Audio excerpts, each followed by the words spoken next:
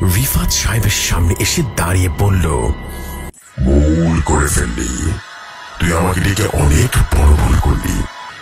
আমি মৃত ছিলাম, ভালোই ছিলাম, জাগিয়ে দিলি। রিফাত সাহেব থর থর করে কাঁপছে, ভয়ে তার শরীরের সমস্ত লোম দাঁড়িয়ে গেল। তিনি লক্ষ্য করলেন ধীরে ধীরে অবয়বটা আরো দানবীয় আকার ধারণ করলো, আর খুব দ্রুত এসে রিফাত সাহেবের শরীরে প্রবেশ করে বলে উঠল, ভৌতিক দুনিয়া।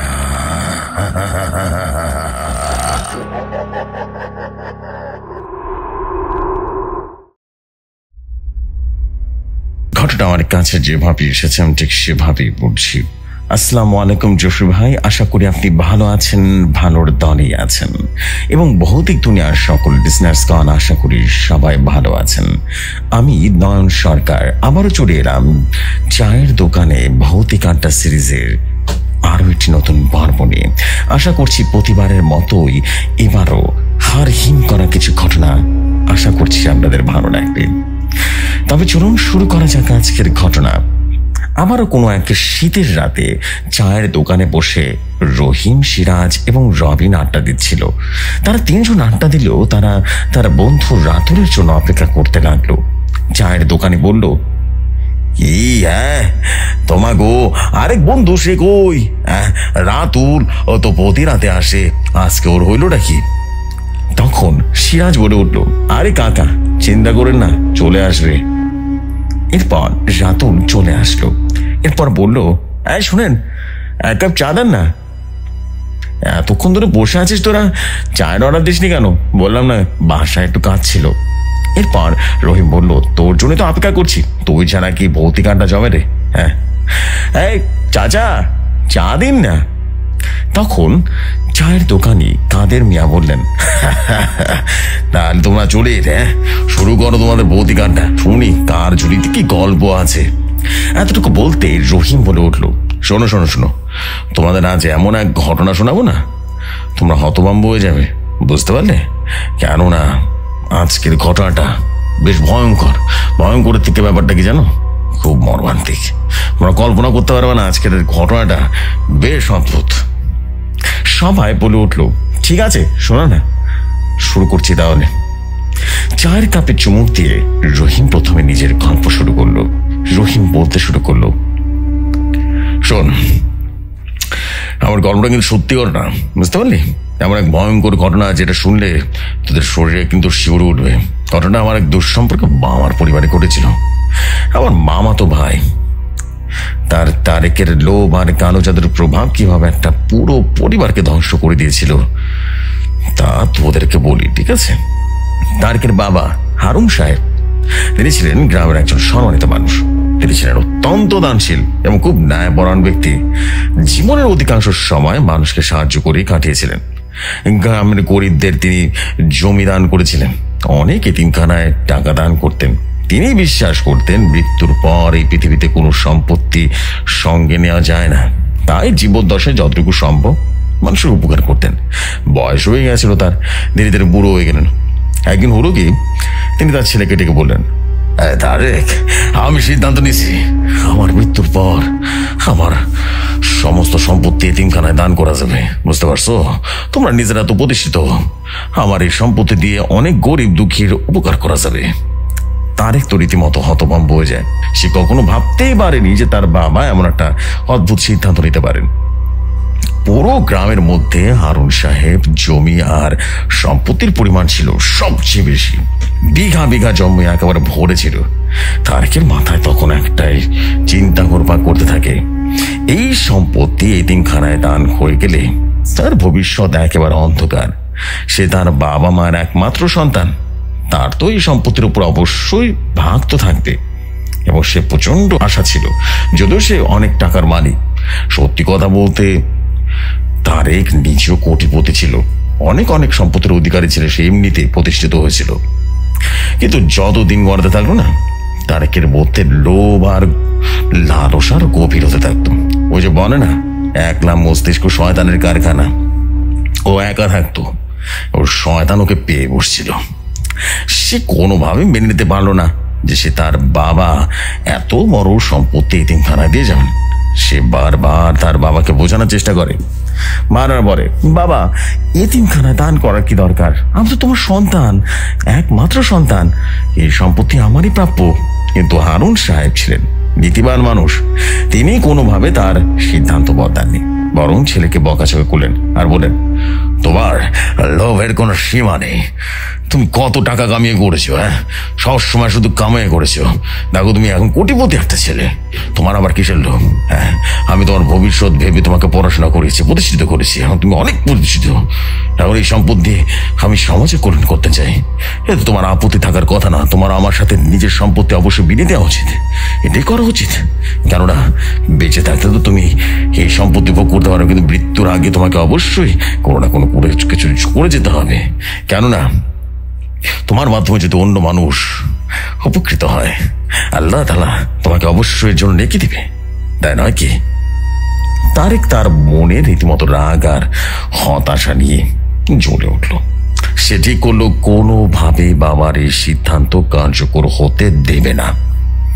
এই লোভ আর লালসার রাগ তারেকে এমন এক জায়গায় নিয়ে যায় যেখানে সাধারণ মানুষ যার সাহস পায় না, সাহস কেন কল্পনাও করবে না। একদিন হলো কি, তার বন্ধুদের কাছ থেকে সে জানতে পারে পাশের এক গ্রামে এক কালো জাদুকর থাকে, সে নাকি মানুষের চাওয়া পাওয়া পূরণ করতে পারে, বিনিময়ে মূল্য দিতে হয়। তারেক প্রথমে বেশি দ্বিধায় পড়ে যায়, কিন্তু তার লোভ তাকে অন্ধ করে দেয়। এক রাতে সে চুপি চুপি সেই কালো জাদুকরের কাছে চলে যায়। জাদুকরের বাড়ি ছিল গ্রামের বাইরে জঙ্গলের মধ্যে। সে বাড়িটা দেখতে ছিল অদ্ভুত, মাটির ছোট্ট করে ঘর, চারপাশে কাঁটাযুক্ত গাছ, আর দরজার সামনে ঝুলছিল মানুষের মাথার ঘড়ি, বেশ ভয়ঙ্কর। তারকে শরীর শিউরে গেল, কিন্তু সে কিন্তু পিছু পা হটার মতো লোক ছিল না। দরজার সামনে দাঁড়িয়ে সে ধীরে ধীরে বলে উঠল, আমি তোমাদের সাহায্য চাই, সাহায্য চাই। ভেতর থেকে তখন এক কর্কশ কণ্ঠ বলে উঠল, এসো এসো। তারেক ভিতর ঢুকে দেখলো জাদুকরের অদ্ভুত চেহারার মানুষ। তার শরীর ছিল শুকনো কাঠের মতো, চোখ দুটো অস্বাভাবিক রকমের বড়, আর চুলগুলো একেবারে এবড়া থ্যাবড়া, জট পেকে আছে, একবার মনে হচ্ছে বহুদিন গোসল করে না। সো এরপর হলো কি, ঘরের ভেতরে ছিল একটা কালো ধোঁয়ার আচ্ছন্ন, ছাদের সঙ্গে ঝুলেছিল শুকনো বাদুর, আর মেঝেতে বিভিন্ন ধরনের পশুর হাড় আর রক্তের ছিটাফোঁটা। তারেক তার বাবার মৃত্যুর ইচ্ছার কথা জানালো। জাদুকর খিলখিল করে হাসলো, সে এক ভয়ঙ্কর হাসি, আর বলল, তোমার বাবার মৃত্যু চাইছে তো? হ্যাঁ, এদের জন্য কিন্তু অনেক বড় মূল্য দিতে হবে, কারো জাদু কখনো বিনামূল্যে হয় না, হয় না। তারেক তখন বলল, আমি সবকিছু করতে রাজি আছি, সবকিছু। জাদুকর তার দিকে তাকিয়ে বলল, তোমার বাবার মৃত্যু হয়, তবে শোনো, এই জাদুর প্রভাব তোমার জীবনও কিন্তু পড়বে, কারণ পিতার রক্ত তোমার শরীরে বইছে। তুমি কি ঝুঁকি নিতে প্রস্তুত? তারেকের লোভ এতটাই বেশি পড়ে গেছিল এবং শয়তান তাকে এতটা গ্রাস করে ফেলেছিল, সে শর্তটা বেড়ে নিল। জাদুকর এক ভয়ঙ্কর কালো জাদু মন্ত্র উচ্চারণ করা শুরু করলো এবং তাকে বলল, শোনো শোনো, আগামীকাল অবশ্যই তার বাবার, যেটা বললো যে তার বাবার জিনিসপত্র নিয়ে আসতে হবে, নখ, তারপর মোটামুটি কাগজের টুকরো ইত্যাদি ইত্যাদি, তার বাবার ব্যবহৃত কাপড়, এগুলো আনতে বললো। এরপরে একদিন গেল তার কাছে, সেরপর সে মন্ত্র উচ্চারণ করলো এবং ঘরের বাতাসটা মুহূর্তে যেন চারিদিকটা একেবারে ভারী হয়ে এলো। তারেকের মনে হলো তার বুকের উপর কিছু একটা চেপে বসেছে। জাদুকর একটা কালো তাবিজ বানিয়ে তারেককে দিল আর বলল, জানো, এইটা তোমার বাবার ঘরে, তাবিজটা ঘরে রাখবি, কেমন? এরপর যা হবে তুমি নিজে চোখে দেখতে পারবে। তারেক সে তাবিজটা নিয়ে বাড়ি ফিরে আসে। তারেক গভীর রাতে চুপি চুপি সে তাবিজ তার বাবার ঘরে রেখে আসে। পরদিন তার বাবার শরীর হঠাৎ করে কোনো কারণ ছাড়া, সুস্থ স্বাভাবিক মানুষ, শরীর খারাপ শুরু করলো এবং প্রথমে তার বাবার হাত পা দুর্বল হয়ে যায়। এরপর পুরো শরীরে ফোসকা পড়া শুরু করলো। ডাক্তাররা কিছুই বুঝতে পারে না। এক সপ্তাহের মধ্যে তার বাবার শরীর একদম যেন পচে যায়। গ্যাংগ্রিনের নাম শুনেছিস? গ্যাংরেট হওয়া শুরু করলো। তার শরীরে মাংস খুবলে খুবলে পচে যাওয়া শুরু করলো একেবারে। তো যাই হোক, তারেক নিজেও এই ব্যাপারটা দেখে বেশ ভয় পেয়ে যায়। বাবার এমন নির্মম মৃত্যু সে নিজে চোখে দেখতে পাচ্ছিল না। একদিন হলো কি, সে রাতের বেলা তার বাবার আর্তনাদের পুরো বাড়িটা যেন কেঁপে ওঠে। সে তার বাবার ঘরে গিয়ে দেখে তার বাবা বিছানায় শুয়ে চিৎকার করছে। তার সারা শরীর রীতিমতো চামড়া খুলে খুলে মাটিতে পড়ছে। বিভৎস অবস্থা, রক্তে রক্তে চারিদিকটা ভরে গেছে। কিছুক্ষণ পরে তার বাবা ইন্তেকাল করলেন। বাবার এমন মৃত্যু দেখে তারেকের মনে বেশ ভয় এবং অনুশোচনা হলো। সে লক্ষ্য করলো তার বাবার বিছানার নিচে একটা চিঠি। চিঠিটাতে সে পড়ার পরে সে ভয় একেবারে ঠান্ডা হয়ে যায় এবং সবচেয়ে বড় ব্যাপার, সে হতভম্ব হয়ে যায়। চিঠিটায় স্পষ্ট লেখা ছিল, প্রিয় তারেক, প্রিয় সন্তান, আমি শুধু তোমাকে আমি দেখতে চেয়েছিলাম তুমি কতটা লোভী। তুমি কি আসলে আমার মতো মানুষ, নাকি তোমার নিজের ভেতরে নিজের লোভকে তুমি সম্বোধন করতে পারো? এই জন্যই আমি তোমাকে বলেছিলাম আমার সমস্ত সম্পত্তি আমি এতিমখানায় দান করে দেব।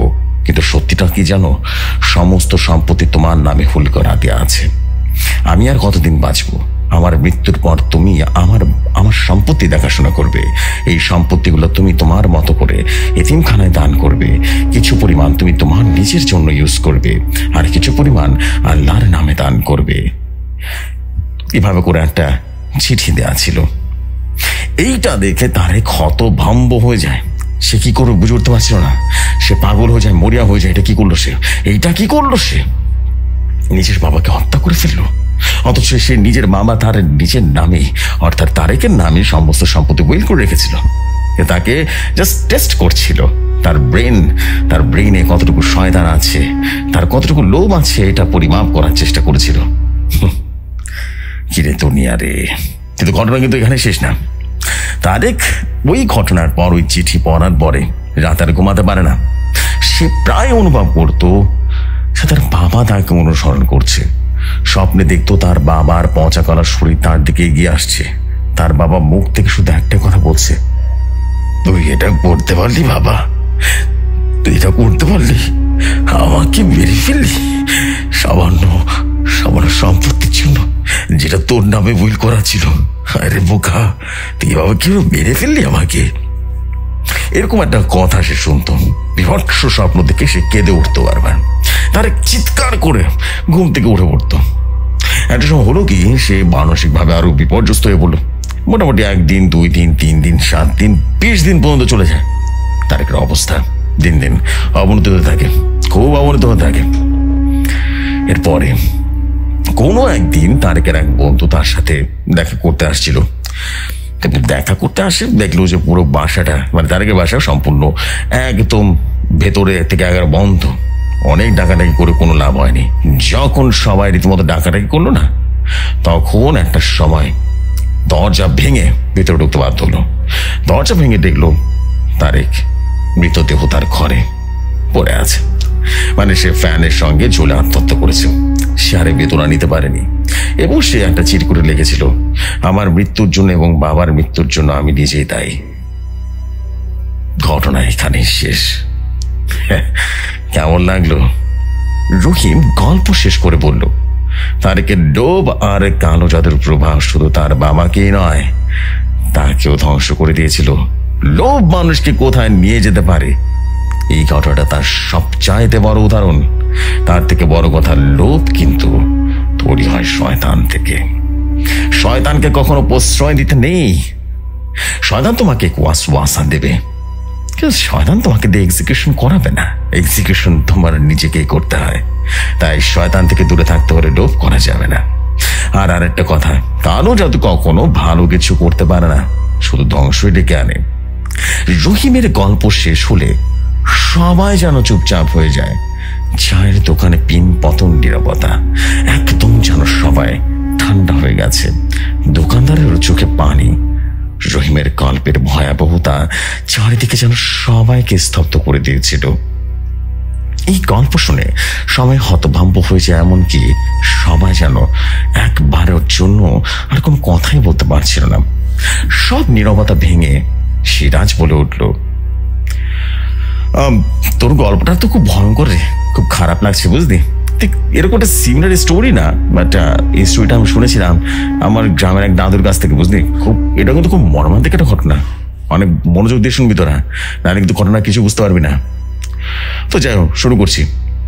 গ্রামের এক পাগল, মমিন তার নাম ছিল, সবাই তাকে মমিন পাগলা বলে ডাকতো।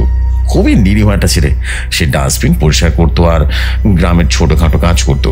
মানে সে এক প্রকার ওই যে থাকে না রাখাল টাইপের বালক, ওই ধরনের। তার আচরণ ছিল খুবই অদ্ভুত, কিন্তু ক্ষতিকর না। মমিন পাগলা একটাই সমস্যা ছিল, সে প্রায় আকাশের দিকে তাকিয়ে আপন মনে কথা বলতো। গ্রামের মানুষ এটাকে নিয়ে পাগলামি ভেবে উপহাস করত। একদিন হলো কি, কিছু গ্রামের লোক তাকে চুল ডোবো চোখে প্রচন্ড পিটান দিল এবং লোকগুলো তাকে গণধোলাই দিয়ে একটা সময় মেরে ফেলে। আরো বলছি, মনোযোগ দিয়ে শুনবি। মৃত্যুর আগে মমিন পাগলা সে রক্তাক্ত অবস্থায় কাতরাতে কাতরাতে বলেছিল, যারা আমাকে মারলে তোমরা পাগল হয়ে যাবে, দেখবা তোমাদের স্বপ্নেও শান্তি থাকবে না। তার এই কথা শুনে লোকগুলো এক চুলো রীতিমতো বিচলিত হলো না। মমিন পাগলার মৃত্যু যেন গোটা গ্রামে এক ধরনের অদ্ভুত পরিবর্তন নিয়ে আসে। তার মৃত্যুর কয়েকদিন মধ্যেই অদ্ভুতভাবে অলৌকিকভাবে সে 5 জন লোক অস্বাভাবিক জীবন পাল্টে যায় তাদের। এক রাতে মমিন পাগলা অন্যতম হত্যাকারী করিম তার ঘরে অদ্ভুত শব্দ শুনতে পায়। সে ঘুম থেকে উঠে দেখে মমিন পাগলা তার ঘরের কোণে দাঁড়িয়ে আছে আর খিলখিল করে হাসছে। করিম প্রচন্ড ভয় চিৎকার করে ওঠে, কিন্তু কেউ তার চিৎকার শুনতে পায়নি। পরদিন সকালে গ্রামের লোকজন তার বাড়িতে পেছনে এসে কোর মৃত অবস্থায় পাওয়া যায়। তার মুখ বিকৃত ছিল আর তার নখ ভাঙা ছিল, যেন সে নিজের গলায় আঘাত করছিল। এরপরে আরো অদ্ভুত ঘটনা করতে থাকে। মমিন পাগলা অভিশাপে যারা তাকে মেরেছিল তারা সবাই একে একে পাগল হয়ে যায়। একজন তো নিজের ছায়ার সঙ্গে নিজেই কথা বলা শুরু করলো, আরেকজন মাঝরাতে মমিন পাগলার নাম ধরে চিৎকার করে। গ্রামের লোকজন লক্ষ্য করে রাতের ডাস্টবিনের পাশে একজনকে দেখতে পাওয়া যায়। কাছে গিয়ে দেখলে জানা যায় সে মমিন পাগলার মতোই দেখতে কেউ। যারা তাকে দেখতে পায় তারা পরদিনই স্বাভাবিক থাকে না। সর্বশেষ ঘটনাটি হয় 5 জনের মধ্যে শেষ ব্যক্তি শফিক নিজে মমিন পাগলার নাম ধরে চিৎকার করতে থাকলো। সে তার ঘরের সিলিং এ রীতিমতো ঝুলে আত্মহত্যা করে।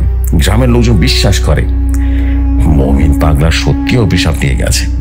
সেই গ্রামের লোকেরা রাতের বেলা ডাস্টবিনের দিকে পা বাড়ায় না এবং এখন পর্যন্ত মমিন পাগলার ঘটনা সেই গ্রামের এক প্রচলিত অন্যতম ঘটনা। আমার গল্প কিন্তু এখানেই শেষ। সিরাজের গল্প শুনে সবাই যেন হতভম্ব হয়ে গেল। হঠাৎ করে একটা শিয়াল ডেকে ওঠে এবং চারপাশ আরো ভৌতিক হয়ে ওঠে। সবাই যেন নিজের মধ্যে এক আতঙ্ক স্পষ্ট যেন বুঝতে পারছিল। এরপর রবিন এক চুমুকে চা খেয়ে বলল, এবার আবার গল্পটা শোন। এইটা আমার এক বন্ধু দাদার অভিজ্ঞতা, বুঝলি। এক বৃদ্ধ কবিরাজ ছিল যিনি জিন হাজির করার জন্য বিখ্যাত ছিলেন। তিনি প্রায় গভীর রাতে বনে গিয়ে জিন হাজির করতেন এবং তাদের সাহায্যে বিভিন্ন কাজও করতেন। তিনি এতটা ফেমাস ছিলেন না, বাড়িতে সারা বছর লোকেরা ভিড় জমে রাখতো একেবারে। কিন্তু ওই যে বলে না, সাপুরি কিন্তু মরে সাপের বিষে। ওই ঘটনাটা হলো, একদিন তার কাছে এক ব্যক্তি আসে যার শত্রুতা ছিল অনেক অনেক গভীর। সেই ব্যক্তি কবিরাজকে বলল, শোনেন, আমি এমন একজনকে ধ্বংস করতে চাই, স্যার কোনোভাবে রক্ষা পাওয়া যাবে না। বুঝতে পারছেন? কবিরাজ কিছুদিন প্রস্তুতি নেয় এবং ঠিক করে নেয় এমন এক জিন ডাকবে যা তার জীবন আগে কখনো ডাকেনি। তাকে দিয়ে ধ্বংস করবে সেই লোকটাকে। গভীর রাতে কবিরাজ পূজা শুরু করলো। বনের নির্জনতা হঠাৎ ভেঙে গেল এক অদ্ভুত আওয়াজে। কিছুক্ষণের মধ্যে বিশাল এক কালো ছায়ামূর্তি তাদের সামনে হাজির হলো। মূর্তিটা বলে উঠলো, তুই আমাকে কেন ডেকেছিস? তোর এই ভুলের জন্য তোকে মূল্য দিতে হবে, আমার সঙ্গে শর্ত মানতে হবে তোর। কবিরাজ রীতিমতো ভয়ে থরথর করে কাঁপলো এবং সকল শর্ত শুনে রাজি হয়ে যায়। কিন্তু জিন তাকে বলল, তোমার রক্ত চাই, তোর রক্ত চাই আমি। কবিরাজ বুঝতে পারলো শর্ত পালন করা খুব কঠিন হবে। হঠাৎ কবিরাজের ছেলে সে পাশে দাঁড়িয়েছিল, জিনের দিকে চিৎকার করে বলল, তুমি চলে যাও। কিন্তু জিন মুহূর্তে তার দিকে তীক্ষ্ণ দৃষ্টিতে তাকালো। ছেলেটি চিৎকার দিয়ে রীতিমতো মাটিতে লুটিয়ে পড়লো। কবিরাজ ছেলেটাকে বাঁচানোর চেষ্টা করে, কিন্তু সে ততক্ষণে নিথর। জিন হেসে বলল, তোর ভুলের জন্য তোর শাস্তি এটাই, এবার আমাকে বিদায় দে। আমাকে ডাকা মানে সাক্ষাৎ মৃত্যুকে ডাকা, মাথায় রাখিস। কবিরাজ তার ভুল বুঝতে পেরে গভীর অনুতাপে ভেঙে পড়ল। সেই রাতে কবিরাজ বাড়ি ফিরে গিয়ে গলায় দড়ি দেয়, কিন্তু তার মৃত্যুর পর থেকে সেই বাড়িটা অলৌকিকভাবে অভিশপ্ত হয়ে যায়। রাতের বেলা অনেকেই নাকি সেই বাড়ি থেকে চিৎকারের আওয়াজ শোনে। কেউ কেউ বলে কবিরাজের ছেলে আত্মা এখনো নাকি ওখানে আটকা পড়ে আছে, এমনকি কবিরাজকেও সেই বাসায় দেখা যায়। এই ছিল আমার ঘটনা। রবিনের এই গল্প শুনে চায়ের দোকানে সবাই যেন ঠান্ডা হয়ে গেল। চারিদিকে আবারও গা হিম করা এক পরিবেশ সৃষ্টি হলো। রাতুল এবার বলা শুরু করলো, শোন শোন শোন, অনেক তো বললি তোরা আরেকজনের গল্প, এবার শোনা আমার নিজের ঘটনা। এটা কিন্তু আমার নিজের সাথে করেছিল, বুঝলি? এটা আমার নিজের অভিজ্ঞতা। একবার হলো কি, আমি এবং আমার 3 বন্ধু মিলে এক পুরনো হাসপাতালে গিয়েছিলাম, সেটারই গল্প বলছি। আর তার আগে একটু শোন, একটু থামিয়ে দিই। চাচা, আর একটা চা দাও না, এবার করে বসে থাকতে ভালো লাগে বলো তো। কাদের চাচা আরো 1 কাপ চা দিলেন।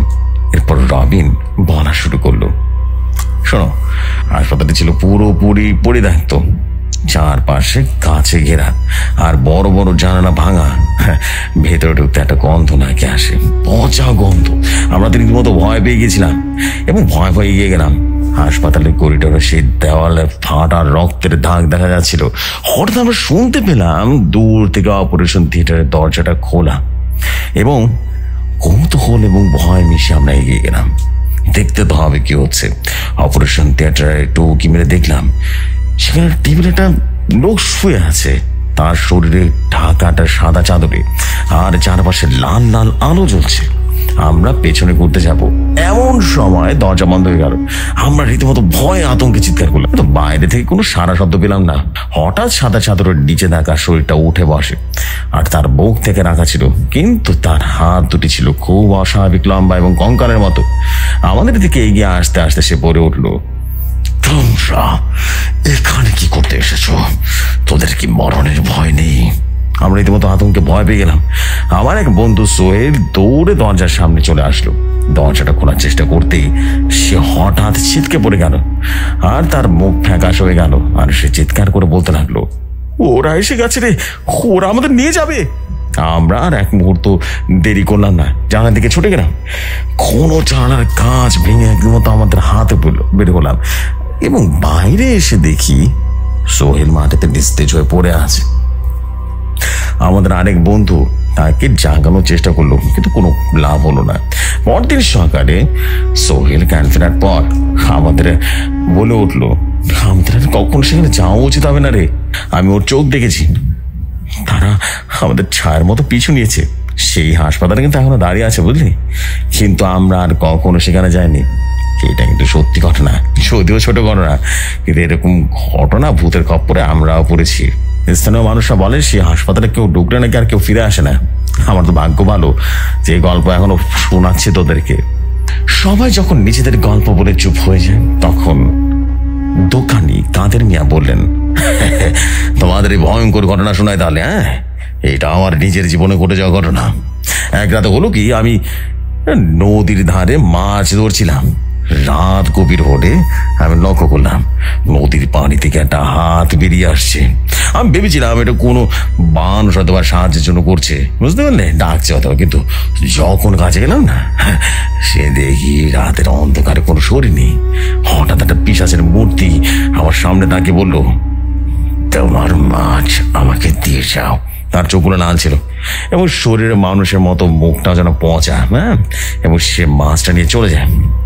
সেই রাতে আমি ভয় ভয় বাড়ি ফিরি, কিন্তু পরদিন সকালে দেখি নদীর ধারে আমার মাছ ধরার জাল রক্তমাখা অবস্থায় পড়ে আছে। কিন্তু সত্যি কথা বলতে ঘটনা কিন্তু এখানে শেষ হয় নাই। পরদিন আমার ছেলে জামাল রাতে মাছ ধরতে গিয়েছিল, আমি তাকে সাবধান করে গেছিলাম, কিন্তু সে শোনে নাই।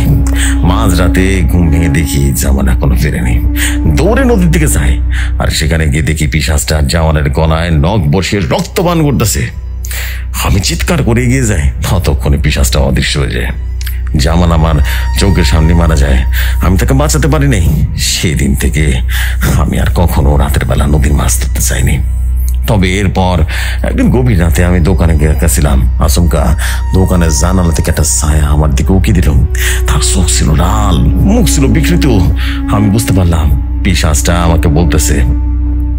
সে জানালার কাছে তার হাত রাখলো, আর কাছে রক্তের দাগ দেখা গেল।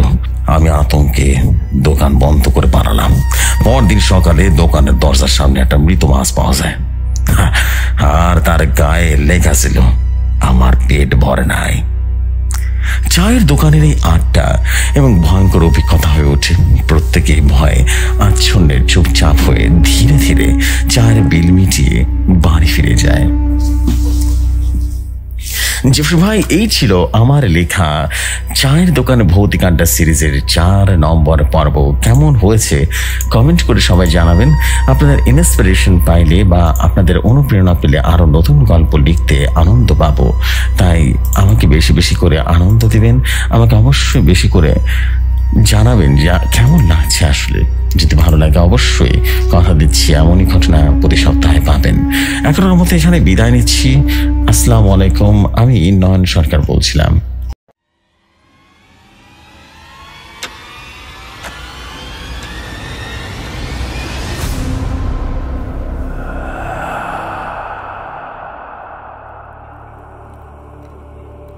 Hey, Nayan Sarkar bhai, thank you very much. Thank you very much for 100% super beautiful story of চায়ের দোকানে ভৌতিক আড্ডা। এই সিরিজটা না জমজমাট হয়ে উঠেছে, যেটা বুঝতে পারছি। অ্যাবসলিউট মাস্টারপিস স্টোরি ছিল, অনেক সুন্দর ভাই। এবং আই বিলিভ যে শুধু আমার কাছে নয়, সবার কাছে অনেক বেশি ইন্টারেস্টিং লেগেছে স্টোরিটা, বিকজ স্টোরিটা অনেক বেশি ভালো ছিল। এক স্টোরির ভিতরেই এতগুলো স্টোরি, ওফ বেশি জোস ম্যান, মাথায় নষ্ট, অনেক বেশি ভালো ছিল। অ্যান্ড আই বিলিভ যে এভাবেই হবে। দারুণ সব ঘটনা কিন্তু আপনারা পাঠিয়ে দিলে কিন্তু শেয়ার হয়ে যাবে ভৌতিক দুনিয়ায়। সত্যি অসাধারণ, মনের মতো সুন্দর। আমার খুব ভালো লেগেছে। অ্যান্ড আই বিলিভ যে আপনাদের কাছে অনেক ভালো লেগেছে, এবং আপনাদের কাছে ভালো লাগলেই কষ্ট সার্থক হয়েই যাবে, আর এটাই স্বাভাবিক। Thank you very much for your story. আপনার পরবর্তী চায়ের দোকানের ভূতের গল্প শোনার অপেক্ষায় চলে যাচ্ছি পরবর্তী ঘটনায়।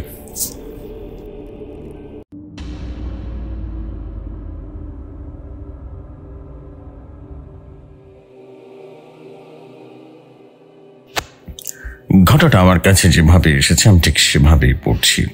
তিনি লিখেছেন, আসসালামু আলাইকুম জফর ভাই, আশা করি ভালো আছেন। আমার নাম সাথী আক্তার। আজ একটা করুণ ঘটনা আপনার সাথে শেয়ার করছি। আশা করছি ঘটনাটি আপনারা অবশ্যই শেয়ার করবেন ভৌতিক দুনিয়ায়। আমার মা আগে খুবই সাহসী মানুষ ছিলেন, যে কোনো পরিস্থিতিতেই নিজের দৃঢ় মনোভাব নিয়ে সামাল দিতে পারতেন। কিন্তু ক্যান্সারের যন্ত্রণার পাশাপাশি অদ্ভুত ভয়ের প্রভাব তাকে এমনভাবে দুর্বল করে দিচ্ছিল যা আগে কখনো দেখিনি। মায়ের মুখে শুনেছিলাম তিনি তার মৃত বান্ধবী রুমা এবং ছোট ভাই কবিরকে প্রায় দেখেন। প্রথমে ভেবেছিলাম মস্তিষ্কের দুর্বলতার কারণে হয়তোবা হ্যালুসিনেশন করছে, কিন্তু ঘটনাটা ক্রমেই ভয়ঙ্কর হতে থাকলো। একদিন দুপুরবেলা মায়ের কেবিনে বসেছিলাম, মা ঘুমাচ্ছিলেন। হঠাৎ তিনি ঘুমের মধ্যে কেঁপে উঠলেন। ঘুম থেকে উঠে ভয়ে ভয়ে পড়লেন, ওরা না এসেছিল এখানে, ওরা আমার হাতে ঠান্ডাটা স্পর্শ দিয়েছে। আমি মাকে আশ্বস্ত করে বললাম, মা কেউ ছিল না, এটা শুধু স্বপ্ন। কিন্তু মা বললেন, না রে, এটা স্বপ্ন নয়, আমি বুঝতে পারছি। মা আমার হাত ধরে পড়েছিল, চল, তোর আর দেরি করার সময় নেই। তার হাতটা বরফের মতো ঠান্ডা ছিল। মায়ের মুখ থেকে সব শোনার পর আমি বিষয়টা এড়িয়ে যেতে পারলাম না। পরের রাতে মায়ের পাশে বসে বসে সময় কাটাচ্ছিলাম। মা চুপচাপ ছাদের দিকে তাকিয়েছিলেন। কিছুক্ষণ পর তিনি ফিসফিস করে বললেন, রাজীব, শুনতে পাচ্ছিস? ওরা ডাকছে। আমি অবাক হয়ে পড়লাম। কে ডাকছে মা? মা চোখ বড় করে বললেন, রুমা আর কবির, ওরা বাইরে দাঁড়িয়ে বলছে তুই আর দেরি করিস কেন, তোর সময় হয়ে গেছে। আমি কেবিনের দরজার দিকে তাকালাম, কিছুই দেখতে পেলাম না, কিন্তু অদ্ভুত একটা অনুভূতি হচ্ছিল। মনে হচ্ছিল কেউ যেন আমাদেরকে দেখছে, দূর থেকে তাকিয়ে দেখছে। পরের দিন সকালে মা আমাকে বললেন, রাজীব, রাতে জানালার বাইরে একজন দাঁড়িয়ে ছিল, তার মুখটা আমি দেখেছি, ভয়ঙ্কর ফ্যাকাশে, যেন রক্ত শুকিয়ে গেছে একেবারে। তার চোখের চারপাশে কালো গর্ত আর ঠোঁটের কোণ থেকে রক্ত ঝরছিল। সে জানালার কাছের বাইরে এসে আমাকে বলছিল, তোর সময় হয়ে গেছে, তুই আর পালাতে পারবি না। এই কথা শুনে আমার কাশ শিউরে উঠল। মাকে বোঝানোর চেষ্টা করলাম এটা তোমার কল্পনা, কিন্তু মা যেন কিছুতেই মানতে চাইলেন না। তার ভয় যেন তাকে ধীরে ধীরে গ্রাস করে ফেলছিল। ঘটনার কয়েকদিন পর মা আমাকে আরো ভয়ঙ্কর কিছু বলেন। তিনি কেবিনের কোনায় কালো কাপড় পরা একজন মানুষকে দেখতে শুরু করলেন। সে কোনো কথা বলে না, মা এমনটাই বললেন। এবং মা আরো বললেন, শুধু এক দৃষ্টিতে আমার দিকে তাকিয়ে থাকে আর ধীরে ধীরে আমার দিকে এগিয়ে আসে। আমি যেন হতভম্ব হয়ে গেলাম মায়ের কথা শুনে। বললাম, মা, এগুলো কিছু নয়, তুমি অসুস্থ, তাই এসব ভুলভাল দেখছো। কেবিনে আমি ছাড়া আর কেউ নেই, বিশ্বাস করো। মা যেন ভীষণ হাসি দিয়ে বললেন, রাজীব, তুই বোঝার চেষ্টা কর বাবা, সে এখানে আসছে, আমাকে নিতে আসছে। আমি জানি সে মৃত্যুদূত, আমাকে নিতে আসছে রে, আমাকে নিতে আসছে। এক রাতে আমি মায়ের পাশে বসে ঘুমিয়ে পড়েছিলাম। হঠাৎ ঠান্ডায় ঘুম ভেঙে গেল। ঘরের ভেতরে অস্বাভাবিক ঠান্ডা ছিল। আমি জানালার দিকে তাকিয়ে দেখলাম কাচের প্রতিফলনে মায়ের পাশে তিনটা ছায়া দাঁড়িয়ে আছে। তাদের মধ্যে একজন ছিল রুমা, একজন কবির, আর তৃতীয় জনকে আমি চিনি না। তাদের চোখগুলো অস্বাভাবিক জ্বলজ্বল করছিল, যেন তারা কিছুটা বলতে চাইছে। আমি আতঙ্কে চিৎকার করে উঠলাম। এরপর মাকে ডাকতে গিয়ে দেখি মা ঘুমিয়ে আছেন। মায়ের মৃত্যুর আগের রাতে তিনি আমাকে আবারও বললেন, রাজীব, কালো কাপড় পরা লোকটা আবারও আমার বিছানার একদম কাছে চলে আসছে রে, দাঁড়ায় আছে। সে বলতেছে, আজ রাতে তুই আমার সাথে যাবি। আমি চিৎকার করে বলতে চাইছিলাম, কিন্তু পারিনি। আমার মনে হলো আমি যেন পুরোপুরি জমে গেছি। আমি মাকে জড়িয়ে ধরে বললাম, মা, কিছু হবে না, তুমি ঘুমিয়ে পড়ো তো, এসব স্বপ্ন, তোমার আর কিছুই নয়। কিন্তু সেই রাতে আমি নিচে অস্বাভাবিক কিছু একটা অনুভব করেছিলাম। মায়ের কেবিনের বাতাসটা মুহূর্তে ভারী হয়ে গেল। একটা বোটকা গন্ধ যেন ছড়িয়ে পড়ল। আমার মনে হলো কেউ কেবিনে ঢুকেছে, কিন্তু কাউকে দেখতে পেলাম না। এরপর যখন সকাল হলো তখন বুঝতে পারলাম মা চলে গেছেন। মায়ের মৃত্যুর পর তার লাশ আমরা কেবিন থেকে নিয়ে বাসায় নিয়ে আসলাম। সেদিন লক্ষ্য করেছিলাম কেবিনের পেছনে একটা কালো ছায়া দাঁড়িয়ে আছে, যেন আমাদের প্রস্থান দেখছে। সে তার কাজ করে ফেলেছে এবং আমারই অপেক্ষায় ছিল। এরপর মায়ের মৃত্যুর পর যখন জানাজা হয়ে গেল, আমি সেই কথাগুলো যেন ভুলতে পারছিলাম না। কবর থেকে ফেরার সময় আমি আবারও সেই তিনটা মুখ দেখলাম। তারা দূর থেকে আমাকে লক্ষ্য করছিল। তাদের কণ্ঠস্বর আবারও আমার কানে ভেসে এলো। তারা বলল, তোর পালা এবার, আমরা আবারও আসবো রাজীব, আবারও আসবো। এই অভিজ্ঞতা আজ আমাকে দাঁড়িয়ে বেড়ায়। হয়তো এটাই সত্যি ছিল, হয়তো না, কিন্তু আমি জানি মৃত্যুর ছায়া যে একবার ধরা পড়ে তা সহজ আর সরে না। মায়ের মৃত্যুর পর থেকে আমার জীবনটা কেমন যেন পরিবর্তন হয়ে গেল।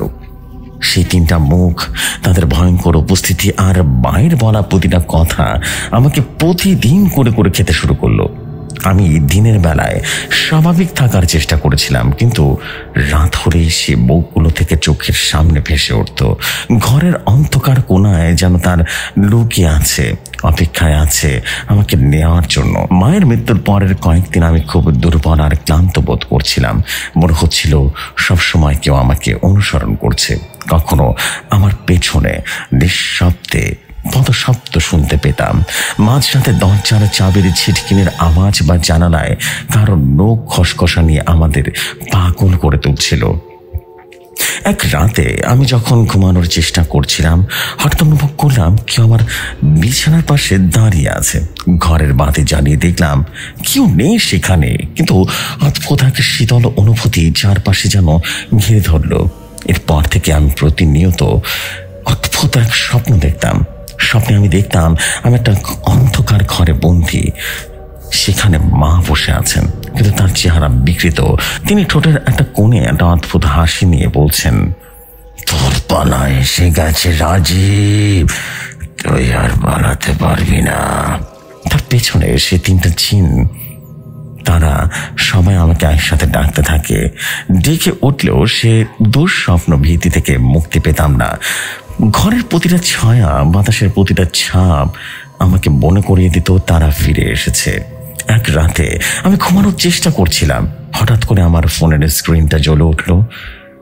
ফোন হাতে নিয়ে দেখলাম কোনো নাম্বার নেই, কিন্তু একটা মেসেজ এসেছে। মেসেজে লেখা, তুই কি ভাবছিস সব শেষ? না রাজীব, এটা তো শুরু, আমরা আবারও আসবো। আমি যেন বিশ্বাসই করতে পারছিলাম না। ফোন আমার হাত থেকে পড়ে গেল। সেদিন প্রথমবার মনে হলো তারা শুধু আমার কল্পনা নয়, বাস্তবে তারা ফিরে এসেছে। পরদিন সকালে ঘুম থেকে উঠে দেখলাম আমার শোবার ঘরের জানালা কাঁচটা ভাঙা, কিন্তু বাইরে কোনো চোর বা কোনো প্রাণীর কোনো উপস্থিতি নেই। জানালার পাশে একটা কালো কাপড়ের টুকরো পড়েছিল। কাপড়টা ধরতে গেলে অদ্ভুত এক ঠান্ডা লাগলো। আমি বুঝতে পারছিলাম না এটা কোনো কল্পনা নাকি বাস্তব। তবে এই ঘটনার পর আমি আরো বেশি আতঙ্কিত হয়ে পড়েছিলাম। মৃত্যুর ছায়া আরো ঘনিয়ে আসছিল। কয়েকদিন পর আমি বর্ষার ঘরে বসে পড়েছিলাম আর কাজ করছিলাম। হঠাৎ মনে হলো কেউ যেন আমার পিছন থেকে আমাকে নাম ধরে ডাকলো। আমি চমকে উঠে পেছনে তাকালাম, সেখানে কাউকেই দেখতে পেলাম না। কিন্তু ঘরের বাতাস আবারও মুহূর্তে ভারী হয়ে উঠল। সে কটু গন্ধ যা আমি মায়ের মৃত্যুর রাতে অনুভব করেছিলাম এবার পুরো ঘর জুড়ে ছড়িয়ে পড়ল। হঠাৎ করে এই ঘরের একটা আয়নায় তাদের 3 জনের প্রতিফলন দেখলাম। তারা আমাকে দেখছে, তাদের ঠোঁটের কোনায় এক অদ্ভুত হাসি। একজন এগিয়ে এসে বলল, তুই যতই পালাতে চাস, আমরা তোর জন্য অপেক্ষা করব। এভাবে কয়েকটা দিন কেটে গেল।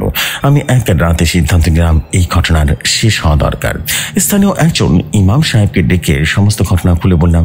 তিনি আমার বাড়িতে এসে দোয়া পড়লেন, পানি দিয়ে পুরো ঘরটা পবিত্র করলেন। কিছুদিন পর সব ঠিকঠাক চললো। আমি ভেবেছিলাম হয়তো বা দুঃস্বপ্নটা শেষ হয়ে গেছে, কিন্তু কয়েক সপ্তাহ পর সে 3 জন আবার আমার স্বপ্নে হাজির হলো। এবার তারা আরো ভয়ঙ্কর ছিল। তারা আমাকে বলল, তুই আমাদের থামাতে পারবি না, আমরা তোকে নিতে এসেছি। এর পরের দিন থেকে আমার শারীরিক অবস্থা দুর্বল হতে শুরু করলো। আমি বুঝতে পারছিলাম আমি হয়তো আর বেশি দিন বাঁচতে পারবো না। আমার শরীরের প্রতিটা অঙ্গ প্রত্যঙ্গ অবশ হয়ে আসছিল। মাথার ভেতরে তাদের কণ্ঠস্বর প্রতিধ্বনিত হতে থাকে, রাজীব তুই পালাতে পারবি না। জানি না এই ঘটনা আজ আমার ভেতরে এখন পর্যন্ত বিদ্যমান। আমি জানি না মায়ের মৃত্যুর সাথে মৃত আত্মাদের সম্পর্ক কি ছিল, আর তারা কেনই বা আমাকে এখন পর্যন্ত তাড়া করে ফিরছে। তারা আমার কোনো ক্ষতি এখন পর্যন্ত করেনি, কিন্তু আমাকে মানসিকভাবে ক্ষতিগ্রস্ত করছে। আমি জানি না আমি এই সমস্যা থেকে কোনোদিন মুক্তি পাবো কিনা, কিন্তু অনুরোধ থাকবে ঘটনাটি ভালো লাগলে আপনি অবশ্যই শেয়ার করবেন।